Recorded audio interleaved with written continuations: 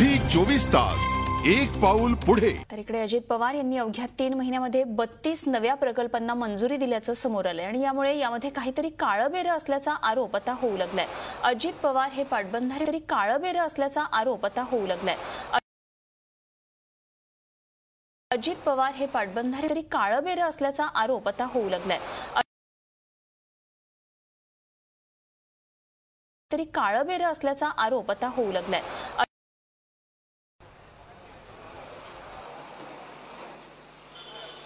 महाराष्ट्र की इरिगेशन की स्थिति अलग है। वहाँ गवर्नर के हाथ में इरिगेशन का एलोकेशन होता है। गवर्नर ने स्पेसिफिक परमिशन डायरेक्शन देके की कि विदर्भ के बारे में पिछड़ेपन दूर करने के लिए आपको ये अधिकार दिए हैं और आप इसमें आपका अधिकार का इस्तेमाल करिए। और इसलिए जो डिमांड लोगों की थी, अपोजिशन की थी, और गवर्नर ने जो परमिशन दी है, इसका अधिकार का उपयोग वहाँ किया। आपको क्या कोई काम जल्दी होता है, क्या नुकसान है क्या?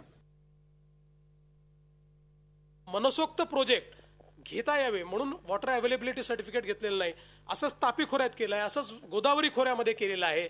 म्हणजे पाणी आहे किंवा नाही या संदर्भातलं सर्टिफिकेट न घेता सातत्याने त्यांनी अशा प्रकारचे एस्केलेटेड प्रोजेक्ट्स मान्य केलेले आहेत, ज्यातनं पोटेन्शियल क्रिएट होत नाही आहे पण मोठ्या प्रमाणात गैरव्यवहार मात्र होतोय।